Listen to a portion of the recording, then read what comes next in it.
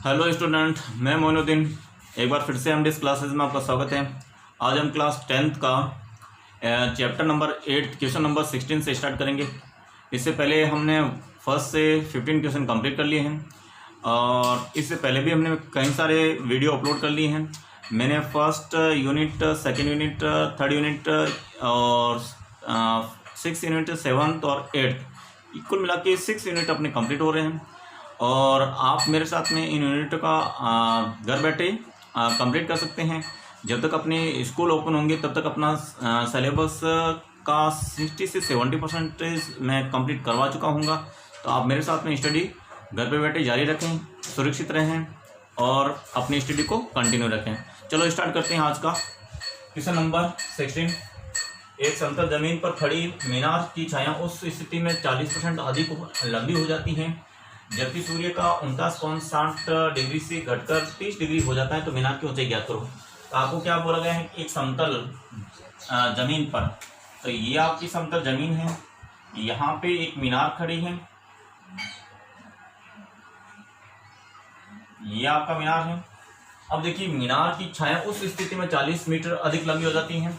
ये आपके अभी तो यहाँ तक एक डीप पॉइंट है, मीनार की छाया यहाँ पे, इसको आप ए बी मीनार दे सकते हैं और यहाँ सी तक इसकी छाया गिर रही है यहाँ तक, और उसने कहा है कि 40 मीटर अधिक लंबी हो जाती हैं ये छाया यहाँ से यहाँ तक, ये 40 मीटर अधिक लंबी हो जाती हैं, यहाँ डी तक हो जाती हैं जबकि सूर्य का उन्नयन कोण 60 से घटकर, जैसे सूरज यहाँ से था, अभी यहाँ से सूरज की किरणें यहाँ से पड़ रही थी, तो इसका जो ये यहाँ पे जो एंगल बना हुआ था वो 49.60 डिग्री बना हुआ था। और जैसे जैसे सूरज डूब रहा होगा तो इसका जैसे जैसे डूबेगा तो उस समय किरणें ऐसे, इसकी छाया लंबी होती जाएगी। तो जैसे डूबेगा उस कंडीशन में यहाँ पे ये एंगल आपके 30 डिग्री हो गया, तो सूर्य का 49.60 डिग्री से घटकर, ये 60 डिग्री से घटकर 30 डिग्री हो जाता है। तो मीनार की ऊंचाई, अब हमें मीनार की ऊंचाई ये ज्ञात करनी है, या मीनार की ऊंचाई h मुझे ज्ञात करनी है। तो अब इस क्वेश्चन को सॉल्व करते हैं। माना मीनार की ऊंचाई AB equal to h metre है, ये मैंने h मीटर ले लिया। और अब मैं त्रिभुज, यहां से सबसे पहले मैं AC में संबंध बताता हूं। तो त्रिभुज ABC में आपकी AB तो हो गया H, और ये AC अभी तक मेरे पास है नहीं, तो AC ज्ञात करना है मेरे को। इस करंट से कोई लेना देना नहीं, इसका मतलब मैं tan का फॉर्मूला लगाऊंगी इसमें। यहाँ पे थीटा दे रखा है आपकी 60 डिग्री, तो अब मैं tan थीटा होता है वो आपकी लंब बटा आधार होता है, tan ये 60 डिग्री इक्वल टू लंब हो गया आपकी H, आधार आपकी AC,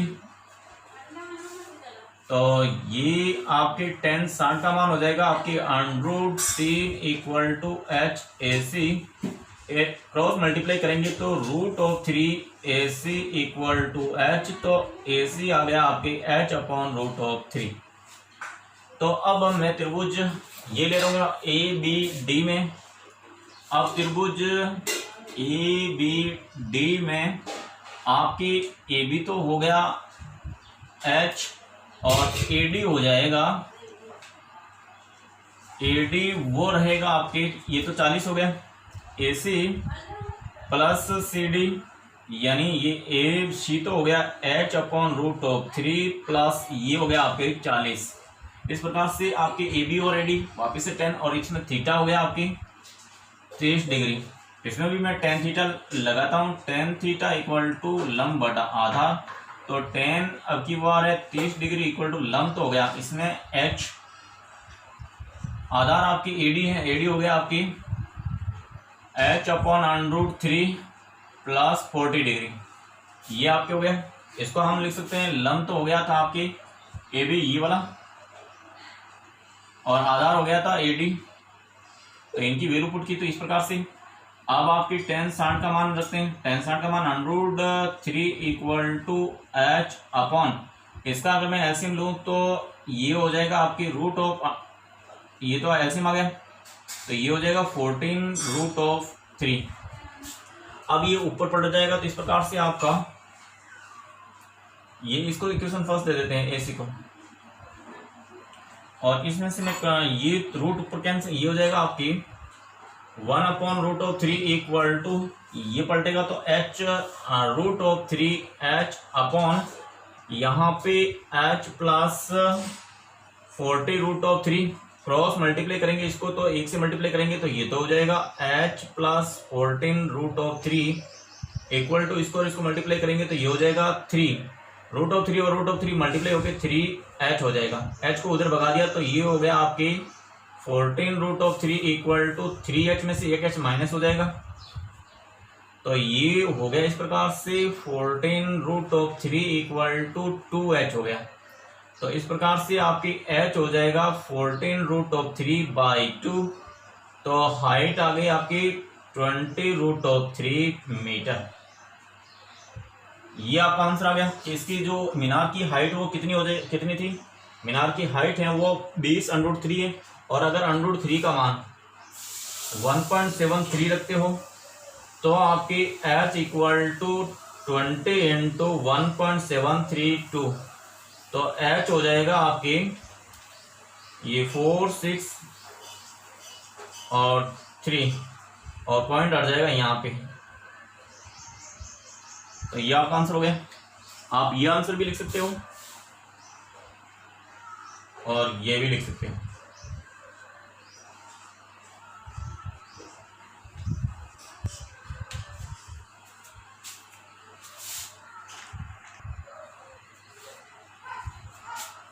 क्वेश्चन नंबर 17, समुद्र तल से 60 मीटर ऊंची लाइट हाउस के शिखर से देखने पर दो समुद्री जहाजों की अवनमन कोण 30 डिग्री और 45 डिग्री है। यदि लाइट हाउस के एक ही और एक जहाज दूसरे जहाज के ठीक पीछे हो तो जहाजों के मध्य कोण ज्ञात कीजिए। तो पहली बात तो यहाँ पे ये कोई समुद्र है और ये लाइट हाउस, ये आपका लाइट हाउस है जहाँ पे ये लाइट लगी हुई है। अब यहाँ पे लाइट लगी हुई है और यहाँ से ये जहाज आ रहे हैं दो, ये फर्स्ट जहाज और ये सेकंड जहाज आ रहा है।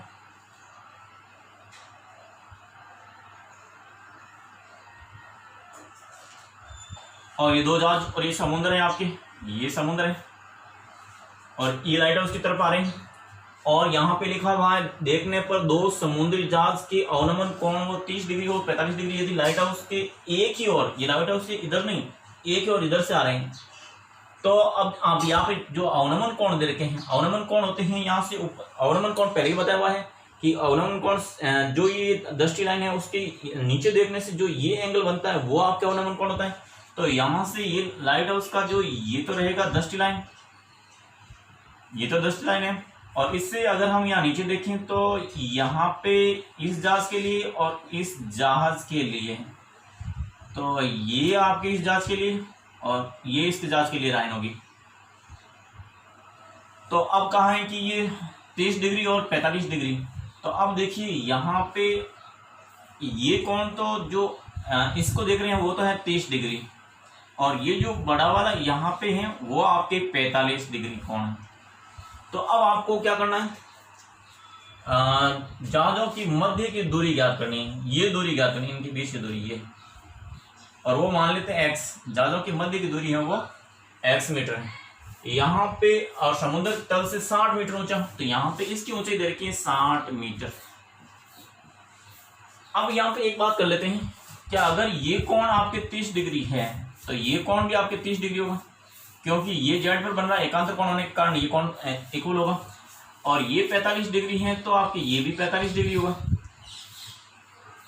और आप एक हमेशा ध्यान रखना, अगर कोई ये कोण अगर 45 डिग्री हो गया उस कंडीशन में ये और ये इक्वल होते हैं। क्यों? क्योंकि tan 45 में ये लंब बटा आधार, लंब और आधार, और tan 45 का मान 1 होता है तो लंब और आधार, तो आधार को जो लेंगे लंब इक्वल टू आधार होता है। तो इस प्रकार से अगर थीटा अगर आपकी 45 है उस कंडीशन में लंब और आधार इक्वल होते हैं। तो यहाँ पे अगर ये 45 है इसका मतलब ये 60 मीटर है, तो ये भी आपकी 60 मीटर ही आएगा। अब वो निकाल लेंगे, मगर आपको ये दिमाग में रखना है, हमें तो ये निकालना है। तो चलो स्टार्ट करते हैं।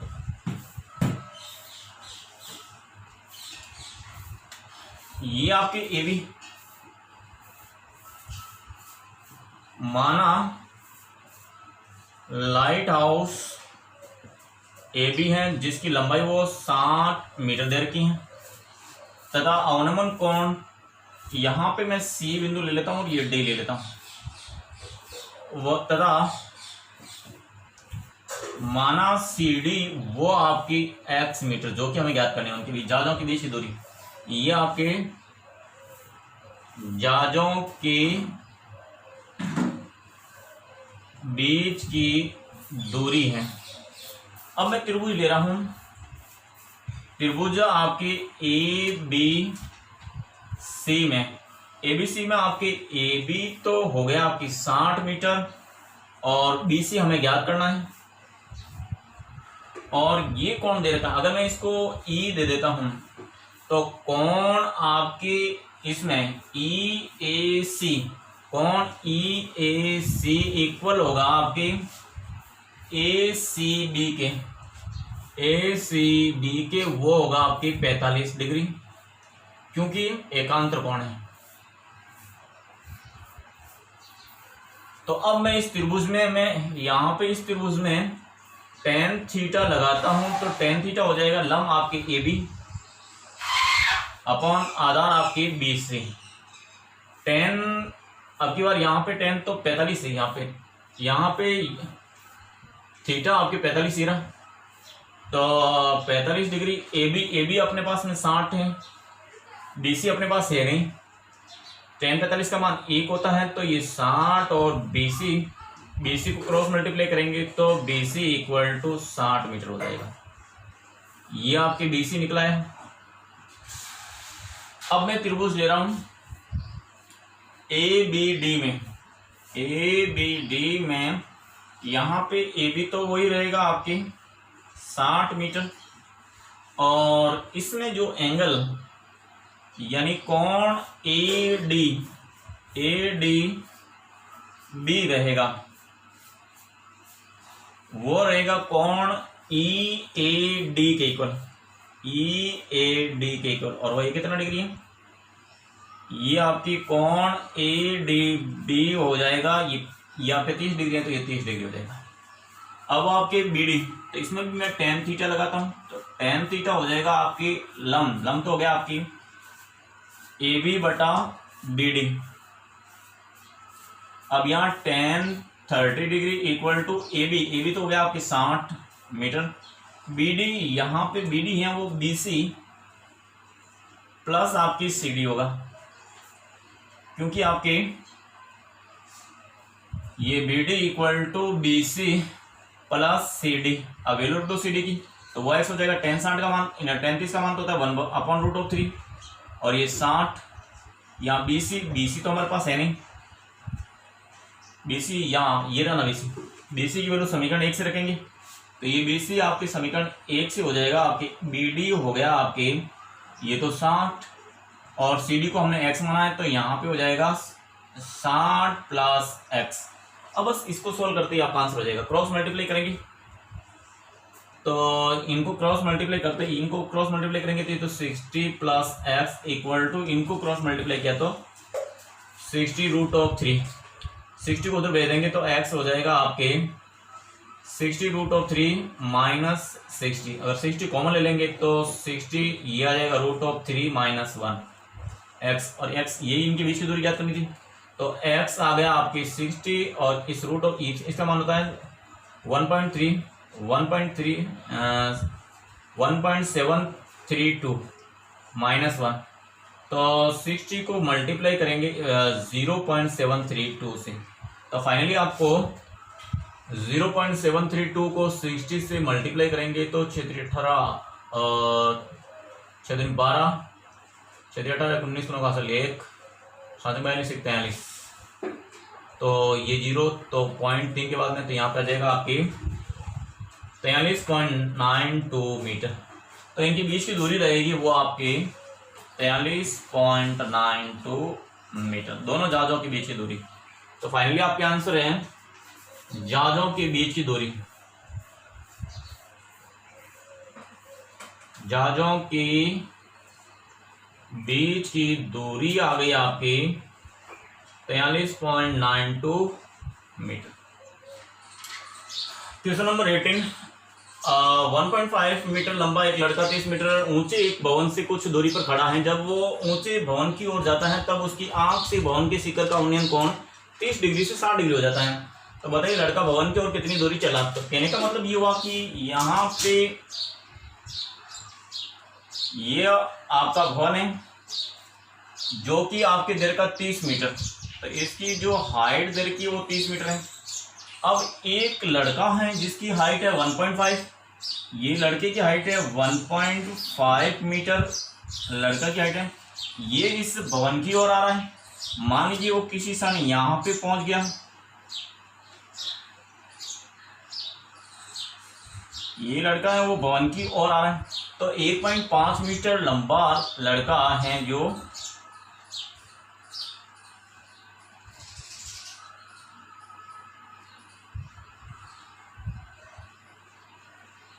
हाँ भवन की कुछ ही दूरी पर खड़ा हो, यहाँ पे 30 मीटर ऊंचे एक भवन से कुछ दूरी पर खड़ा है, यानी यहाँ पे खड़ा है। जब वो ऊंचे भवन की ओर जाता है तब इधर जाता है, तब उसकी आंख का भवन के शिखर से उन्नयन कोण 30 डिग्री से, अभी यहाँ पे इसका आंख, यहाँ पे आंख थी तो आंख से इसका उन्नयन कोण, मान लीजिए ये इसका दृष्टि रेखा है, ये 30 डिग्री से कितना हो जाता है 60 डिग्री। अब इसका उन्नयन कोण यहां से इसकी आंख का उन्नयन कोण हो जाता है 60 डिग्री हो जाता है। तो बताइए कि लड़का भवन की ओर कितना चला। तो यहां से यहां तक कितना चला, माना कि ये x दूरी है, तो ये यहां तक x दूरी। तो अब देखिए अगर ये लड़के की हाइट 1.5 है तो ये भी 1.5 होगा। तो 30 में से 1.5 निकाल लेंगे तो ये कितना रहेगा आपकी 28.5 मीटर, यानी यहां से यहां तक की दूरी आ जाएगी 28.5। अब मैं मान लेता हूं कि ये आपका भवन है ए बी और लड़का है आपके सी डी ई एफ और यहां जी लिख देता हूं। तो इस प्रकार से मुझे x निकालना है, यहां से ये दूरी x निकालनी, क्योंकि ये x होगी तो ये भी x होगी। तो मैं त्रिभुज आपकी माना लड़का भवन की ओर और सी यानी सी ये आपके DF equal to CE equal to x metre चला। अब आपके ये आपके x मीटर हैं, तो तथा त्रिभुज में पहले AGE ले लेता हूं। AGE में यहाँ पे AG तो दे रखा है आपके, ये आप टोटल 30 था, तो 30 में से मैंने 1.5 निकाल दिया तो ये हो गया 28.5 मीटर। और ये थीटा हो गया, कोण E कोण हो गया आपकी 60 डिग्री हो जाता है। तो अब मैं इसमें tan थीटा लगाता हूं तो लंब बटा आधार, यानी लंब तो होगा आपकी AG, आधार हो जाएगा GE। तो tan यहाँ पे 60 डिग्री इक्वल टू AG तो है आपके 28.5 मीटर और GE अभी तक मेरे पास है नहीं। तो tan 60 का मान आपके √3 equal to 28.5 GE। Cross multiply करेंगे तो इसको मल्टीप्लाई करेंगे तो ये तो हो जाएगा √3 GE इक्वल टू 28.5। अगर इसको इधर भगाएंगे तो GE हो जाएगा आपके 28.5 बटा √3। इसको √3 से ऊपर और नीचे मैंने गुणा किया ताकि ये कैंसिल आउट हो जाए, तो ये बन जाएगा आपके 28.5 बटा 3 √3 हो गया। इसको अगर काटेंगे तो ये हो जाएगा 29, 27 और 0.5 9.5 √3 मीटर। तो इसका मतलब ये हुआ कि GE ये डिस्टेंस अपने पास आ चुकी हैं 9.5 √3 मीटर। मगर इससे मुझे नहीं, मुझे तो ये निकालनी x निकालना है। तो अब मैं त्रिभुज ले रहा हूं AGC में आपके ये दूरी तो AG तो वही रही 28.5 है ये, और थीटा आपकी बार हो गया 30 डिग्री, और आपके GC ये GC होगी, यहाँ से GC होगी वो GE प्लस EC, तो GC होगी आपकी ये तो 9.5 √3 प्लस x मीटर। तो अब इसमें मैं tan थीटा लगाता हूँ। tan थीटा इक्वल टू लंब तो हो गया आपके AG अपॉन आधार हो गया आपके GC। tan यहाँ पे 30 इक्वल टू AG तो हो गया आपके 28.5 और GC यहाँ से रखेंगे 9.5 √3 प्लस x। इसका मान हो जाएगा 1/√3 इक्वल टू ये 28.5 और ये 9.5 √3 प्लस x। क्रॉस मल्टीप्लाई करेंगे तो इस प्रकार से आपके ये आ जाएगा 9.5 √3 प्लस x इक्वल टू, इसको मल्टीप्लाई किया तो ये 28.5 √3 आ गया। और अब इसको भगाएंगे उधर तो x हो गया आपकी 28.5 √3 में से 9.5 √3 निकाल देंगे तो x बच जाएगा आपके 28 में से 9 जाएगा तो 19 √3 मीटर। तो इस प्रकार से ये आपका आंसर हो गया। ये कितना दूरी चलेगा, ये 19 √3 मीटर की दूरी तय करेगा। 7 मीटर ऊंचे भवन के शिखर से एक टावर के शिखर का उन्नयन कोण 60 डिग्री है, तो उसके बाद का अवनमन कोण 45 डिग्री है, तो टावर की ऊंचाई ज्ञात करो। तो अब देखिए यहाँ पे 7 मीटर ये भवन दे रखा है, यहाँ तो ये भवन है, यहाँ एक टावर है, तो इस भवन की तो ऊंचाई है वो 7 मीटर है और शिखर के टावर के शिखर से उन्नयन कोण 60 डिग्री। तो इसके शिखर से इसके शिखर का उन्नयन कोण है, उन्नयन कोण यानी यहाँ से जो ये कोण बनेगा ये उन्नयन कोण वो 60 डिग्री है।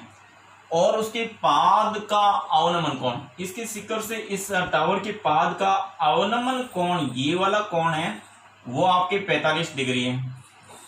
अब ये 45 हो गया, इसका मतलब ये डिस्टेंस और ये इक्वल होगा, ये और ये अगर आपके साथ हैं तो ये भी आपके साथ आ गया। अब ये साथ आ गया तो इससे हम ये निकाल लेंगे बिल्कुल आसानी से। तो अवनमन कोण हो तो टावर की ऊंचाई ज्ञात करो, बहुत ही सिंपल है यहाँ पे। तो यहाँ पे माना भवन तो आपके ए बी है, ये आपका भवन ए और बी है और सी डी आपकी टावर है, तथा सी डी टावर है।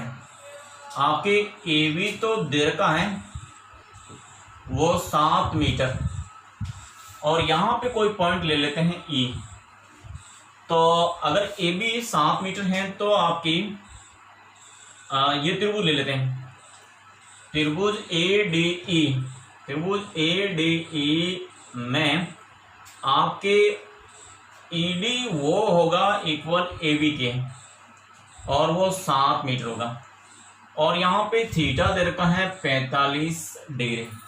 तो यहाँ पे अगर मैं tan थीटा अप्लाई करूँ, tan थीटा क्योंकि करंट से कोई लेना देना नहीं, मेरा tan थीटा होगा आपके ये थीटा के सामने वाला ये लंब ई डी अपॉन आधार ये रहेगा ए ई। tan अब रहेगा tan 45 equal to E D upon A E. tan 45 का मान 1 है तो ये हो गया ई डी अपॉन ए ई। तो ए को इधर भगाएंगे तो आपके A E equal to E D के बराबर हो गया। ये ए ई, ये वाली ए ई है वो ई डी के इक्वल हो गया और ए बी ये आपके ई डी कितना है, ई डी ए बी के इक्वल है 7 मीटर, तो ये 7 मीटर हो गया। तो कहने का मतलब ये 7 मीटर हो गया। अब मैं त्रिभुज ले रहा हूँ ए ई सी में, ए ई सी में आपके ए ई वो तो हो गया 7 मीटर और थीटा हो गया आपकी बार 60 डिग्री और मुझे ये निकालना है क्योंकि टावर की ऊंचाई के लिए मुझे इसको और इसको प्लस करना पड़ेगा। तो त्रिभुज में tan थीटा इक्वल टू लंब बटा आधार, अब की बार tan 60 डिग्री है, लंब तो हो गया आपकी सी ई, आधार हो गया आपके ए ई। tan 60 का मान था √3, सी ई मेरे पास अभी है नहीं, ज्ञात करना है और ए ई की वैल्यू तो ये 7 मीटर रह गया। इसको क्रॉस मल्टीप्लाई करेंगे तो इसको इधर और इसको सी ई इक्वल टू हो जाएगा आपकी 7√3 मीटर। तो इस प्रकार से मीनार की ये टावर की ऊंचाई हो जाएगी आपकी CE प्लस ED। तो ये CE तो ये रहा आपकी 7√3 मीटर और ED हो गया आपकी 7 मीटर। अगर मैं यहाँ से 7 कॉमन ले लूँ तो ये हो जाएगा √3 + 1 मीटर। ये भी आपका आंसर है। नहीं तो आगे बढ़ना चाहते हो तो ये √7 होता है 1.732 + 1 और इसको अगर जोड़ लेंगे तो 7 × 2.732 मीटर और इसको मल्टीप्लाई करेंगे तो 7 × 14 = 7 7 × 21 22 2 7 7 49 50 51 5 और 7 14 5 14 5 19 और ये हो जाएगा इतना मीटर। ये भी आपका आंसर है और ये भी आपका आंसर। क्वेश्चन नंबर 20, एक पर्वत के शिखर से पूर्व की ओर स्थित दो बिंदुओं से शिखर की अवनमन कोण 30 डिग्री और 45 डिग्री है। यदि बिंदुओं के बीच की दूरी 1 किलोमीटर हो तो पर्वत की ऊंचाई ज्ञात करो। तो देखिए ये आपका कोई पर्वत है, ये पर्वत है। इस पर्वत के पूर्व की ओर मान लीजिए यहाँ पे कोई दो बिंदु है, एक बिंदु ये रहा और एक बिंदु आपके ये रहा। तो AB तो आपके पर्वत है, C और D कोई दो बिंदु हैं। तो पूर्व की ओर स्थित दो बिंदुओं के शिखर से अवनमन कोण, यहाँ से शिखर से अवनमन कोण, अब की बार अवनमन कोण की बात करिए तो ये दृष्टि रेखा ये रही और इसके अवनमन कोण इस प्रकार से ये और ये कोण आपके दे रखा है, वो आपके 45 से है, 30 और 45 डिग्री। तो ये तो आपके यहाँ से एंगल 30 डिग्री है और ये आपका 45 डिग्री है। तो दो बिंदुओं के बीच की दूरी और इन दोनों बिंदुओं के बीच की दूरी दे रखी है 1 किलोमीटर। ये दूरी आपके 1 किलोमीटर है। तो आपको पर्वत की ऊंचाई ये ज्ञात करनी है। तो माना पर्वत की ऊंचाई AB = H किलोमीटर, क्योंकि यहाँ पे भी दूरी किलोमीटर थी तो मैं भी वहां पे भी AB H है वो किलोमीटर मान लिया। अब देखिए क्योंकि यहाँ पे ये आपकी एकांतर कोण है, कोण यहाँ पे D होगा वो आपके इसके इक्वल होगा क्योंकि ये 30 डिग्री एकांत कोण है। इसी प्रकार से कोण C भी 45 डिग्री होगा, कोण C = 45 और ये भी आपकी एकांत कोण है। अब हम त्रिभुज ले रहे हैं। तो अब इस त्रिभुज में त्रिभुज ABC में, क्योंकि ये आपके 45 तो ये भी आपके 45 हो गए और ये आपके 30 था तो ये आपके 30 हो गए। अब त्रिभुज ABC में आपके AB तो हमने H माना हुआ है और कोण थीटा 45 डिग्री है। तो इसमें tan थीटा लगाते हैं क्योंकि करंट से तो इनसे तो कोई मतलब नहीं। tan थीटा लगाया वो लंब बटा आधार, tan थीटा आपकी 45 डिग्री है। लंब तो ये हो गया AB हो गया आपकी और A हो गया आपकी आधार AC। ये तो tan 45 तो एक हो गया, AB हो गया आपकी H और AC हमें ज्ञात करना है। तो क्रॉस मल्टीप्लाई किया तो आपकी AC = H किलोमीटर है। ये मैं पहले ही कह चुका हूं कि ये जब आपकी ये 45 डिग्री होता है तो इस कंडीशन में ये आधार और ये लंब इक्वल होता है, तो ये H होगा तो ये भी H होगा। तो ये H आ गया। अब देखिए आपके त्रिभुज ABD में थीटा तो हो गया आपकी 30 डिग्री, AB तो हो गया आपकी H और AD रहेगा वो AC प्लस CD रहेगा। तो ये AC तो हो गया आपकी H + 1। इसमें मैं tan थीटा लगाता हूं तो ये भी लंब बटा आधा, tan अब की बार 30 डिग्री है, लंब तो वो भी आपके AB और ये हो जाएगा AD। tan ये तो हो गया √3 = AB की वैल्यू तो है H और AD हो गया H + 1। इसको क्रॉस मल्टीप्लाई करेंगे, वजन गुणा करेंगे तो इस प्रकार से आपके आ जाएगा H + 1 = इसको मल्टीप्लाई किया तो √3H। H को उधर भगाएंगे तो ये 1 = √3h माइनस h कॉमन ले लेंगे तो ये हो जाएगा, h तो मैंने कॉमन ले लिया था, √3 माइनस 1, तो h आ गया आपकी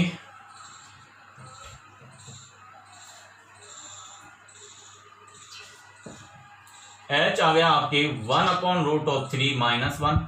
इसको रेशनलाइज करते हैं तो √3 प्लस 1 से और √3 प्लस 1 से, तो ये हो जाएगा h इक्वल टू ये तो √3 प्लस 1 अपॉन ये 3 माइनस 1, तो h आ जाएगा √3 प्लस 1 ये 2, ये लिख सकते हैं।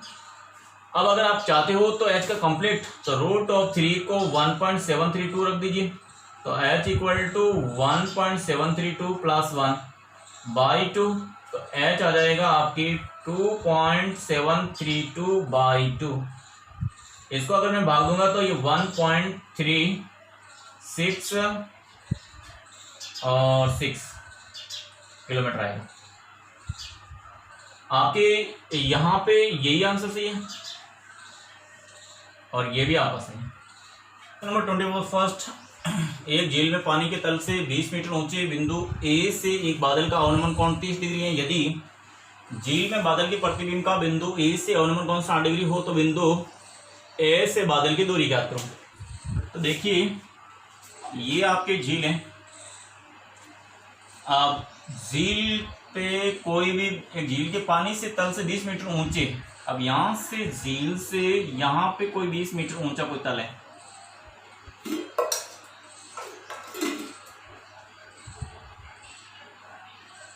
ये 20 मीटर ऊंचा कोई तल है, वो ए बी है, और यहाँ पे कोई बादल है। यहाँ पे अगर बादल यहाँ से जितना ऊंचा होगा उतना ही इसका प्रतिबिंब नीचे यहाँ पे रहेगा, ये पानी में इसका प्रतिबिंब है। अब वो कह रहा है कि ए से एक बादल का उन्नयन कोण 60 डिग्री है, ए से इसका उन्नयन कोण यहाँ से ये उन्नयन कोण इसके तल से ये कोण आपके 60 डिग्री उन्नयन कोण, सॉरी ये 30 डिग्री है, ये उन्नयन कोण 30 डिग्री है। यदि झील में बादल का प्रतिबिंब, तो इस बादल का प्रतिबिंब ये रहा झील के अंदर, तो प्रतिबिंब का बिंदु ए से अवनमन कोण, इस ए से अवनमन कोण यहाँ से इसकी कोण की बात करेंगे तो ये कोण आपके 60 डिग्री है, 60 डिग्री है। तो बिंदु ए से बादल की दूरी, यानी आपको यहाँ पे ए बी आ गया और ये डी ले लेते हैं, ए बी सी ले लेते हैं, सी डी ई एफ, तो हमें ए से ज्ञात करना है, तो ए से बादल की दूरी वो ए सी हमें ज्ञात करनी है। तो अब देखिए हम जानते हैं कि आपके जितना तल से ये सी ई इक्वल टू आपके ई एफ होगा, बिंब की दूरी बराबर प्रतिबिंब की दूरी,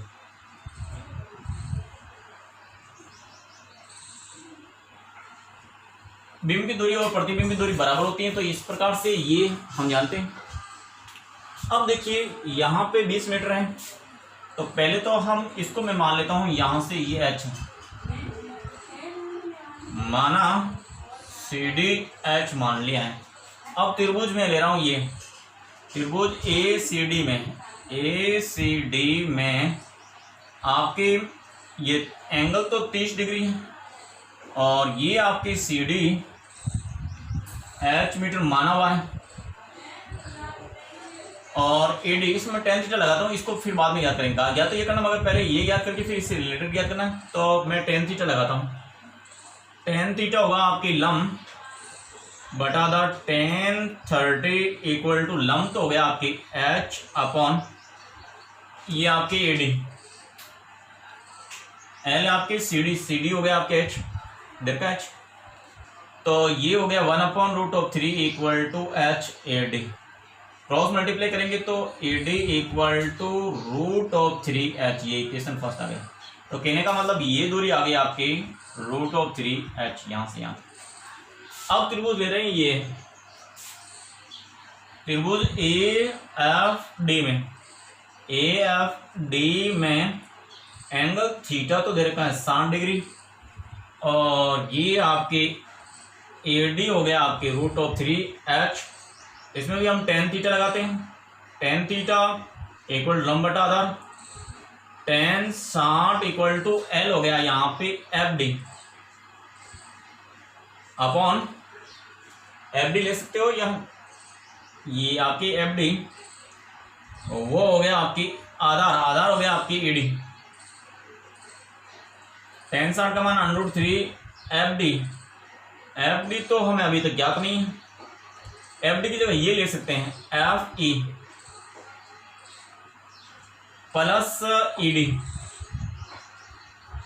अपॉन आपके ये हो गया आपके √3h। क्रॉस मल्टीप्लाई करेंगे इसको और इसको गुणा करेंगे तो ये तो हो जाएगा 3h इक्वल टू ये आपके एफ ई तो मुझे पता नहीं है, और प्लस ये दूरी आपकी 20 मीटर हो गई, तो ये हो गया 20 मीटर। इसको इधर लाएंगे तो आपकी एफ ई आ गया ये 3h माइनस 20 मीटर। तो इस प्रकार से आपके ये ई एफ आ चुका है 3h माइनस 20 मीटर। अब देखिए, क्योंकि प्रतिबिंब यहाँ पे हम जानते हैं बिंब की दूरी सी डी, ये दूरी प्रतिबिंब की दूरी ये तो यहाँ से ये दूरी आपकी रहेगी ई सी। ई सी इक्वल टू किसके बराबर है? ई एफ के। तो अगर ई सी इक्वल टू ई एफ के बराबर है, हम जानते हैं ये सेकंड समीकरण है, तो ई एफ की वैल्यू तो सेकंड समीकरण से ले लेंगे यहाँ पे, और ई सी आपकी ई सी हो गया 20 प्लस एच, ये 20 प्लस एच, और ई एफ हो गया यहाँ से ये 3h माइनस 20 मीटर। तो h को उधर भगाएंगे, इसको इधर लाएंगे तो ये तो हो गया आपके 20 प्लस 20, और ये हो गया 3h माइनस 2h, तो 20 और 20 40, यानी 2h हो गया आपकी 40, तो h हो गया आपकी 40/2 यानी 20 मीटर। तो कहने का मतलब ये आ गया आपके 20 मीटर। अब 20 मीटर आ गया तो मुझे अब त्रिभुज ए डी सी में अब मुझे ज्ञात तो सही में तो AC ज्ञात करना है, AC ज्ञात करना जिसमें लंब आपके पास में आ चुका है 20 मीटर। तो ये लंब और कर्ण साइन थीटा का फॉर्मूला लगा दीजिए, तो साइन थीटा इक्वल टू लंब बटा कर्ण। साइन थीटा तो आपकी 30 डिग्री, लंब हो गया आपकी h यानी ये 20 मीटर, और कर्ण मुझे ज्ञात करना है AC, और tan 60 का मान होता है 1/2, तो 20/AC, तो AC हो जाएगा आपकी 20 × 2 यानी 40 मीटर। ये आपके उस बिंदु की बादल से दूरी आ गई।